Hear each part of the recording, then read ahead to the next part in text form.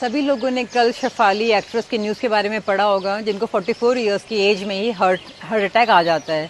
तो कोरोना से की बाद से इस तरह की न्यूज़ मतलब रोज़ सुनने को मिल जाती हैं।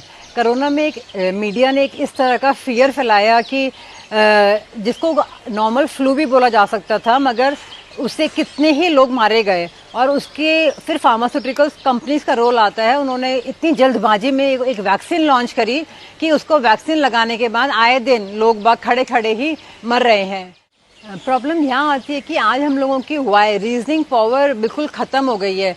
सब लोग एक रूल बोल दिया जाता है और उसको ब्लाइंडली फॉलो करते हैं। अपनी सिक्स सेंस या अपनी इनर वॉइस को मतलब कोई भी नहीं सुनना चाहता है कि ऐसा क्यों हो रहा है, इसके पीछे क्या गलत हो सकता है। एक रूल आता है, ब्लाइंडली सभी लोग वैक्सीन लगा लेते हैं।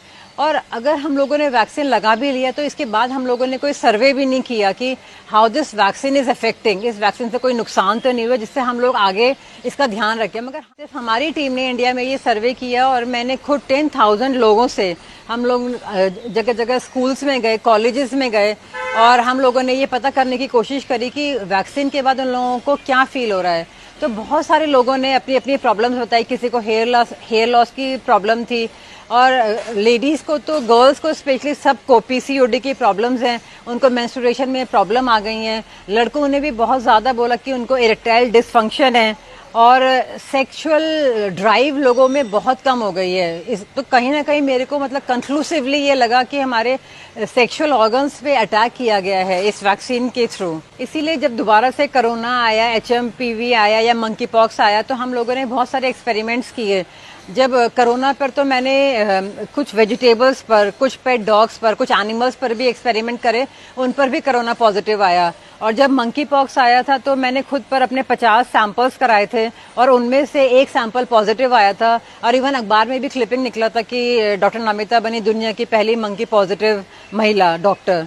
तो लेकिन मेरे को कोई सिम्टम नहीं था और मेरे को कुछ भी नहीं हुआ। इसी तरह से जब HMPV का ढिंडोरा पिटने लगा तभी भी हम लोगों ने बहुत सारे एक्सपेरिमेंट करे। हमने अपने पूरे ऑफिस में सब लोगों को ये टेस्ट कराए थे और उसमें 3-4 लोगों के टेस्ट पॉजिटिव आए थे, मगर कोई सिम्टम नहीं था किसी को भी।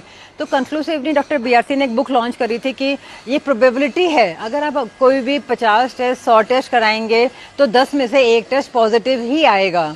तो सिर्फ इन टेस्ट के बेसिस पर हम लोग ये वैक्सीन लगवा लेते हैं। इसको हम एक नॉर्मल फ्लू की तरह भी ले सकते थे और एक फियर फैक्टर था जो मीडिया ने हमारे दिमाग में डाला। तो मैं इसके पीछे भी एक स्टोरी सुनाती हूँ कि अमेरिका में एक एक्सपेरिमेंट हुआ था कि उसमें एक आदमी था, he was sentenced to death और वो जेल में था। तो उसके ऊपर ये एक्सपेरिमेंट करा गया कि उसको डेथ से, फांसी से एक दिन पहले उसके सेल में एक कोबरा लाया गया, उसको कोबरा दिखाया गया, तो उससे डराया गया। लेकिन और फिर उसकी आंखों पर पट्टी बांधी गई और उसको 2 पिन उसकी बॉडी में चुभो दिए गए।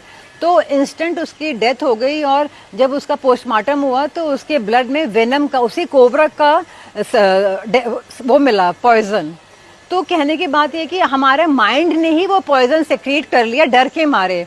तो ये सिर्फ फियर फैक्टर था कोरोना में, जिस तरह से हम लोगों को डराया गया। बल्कि मैंने देखा था न्यूज़ में कितने गांव वाले थे, वो तो बहुत स्ट्रांग थे, वो इस वैक्सीन के अगेंस्ट भी थे, लगवाना भी नहीं चाहते थे, बट उनको घरों से निकाल के मार के और उनको फूहड़ वगैरह बोल के कि इनको बिल्कुल नॉलेज नहीं है और इन्हीं की वजह से हम लोगों को कोरोना स्प्रेड होगा, और उन सबको भी वैक्सीन लगाया गया। मैं ये कहना चाहती हूँ कि आगे से हम लोग ध्यान रखें, कोई भी नई वैक्सीन लॉन्च होती है गिनी पिग बनकर अपने ऊपर एक्सपेरिमेंट ना करें। और दूसरा मैं ये भी बोलूँगी कि अगर घर का एक भी मेंबर जाता है तो बहुत मुश्किल हो जाती है सब लोगों के लिए।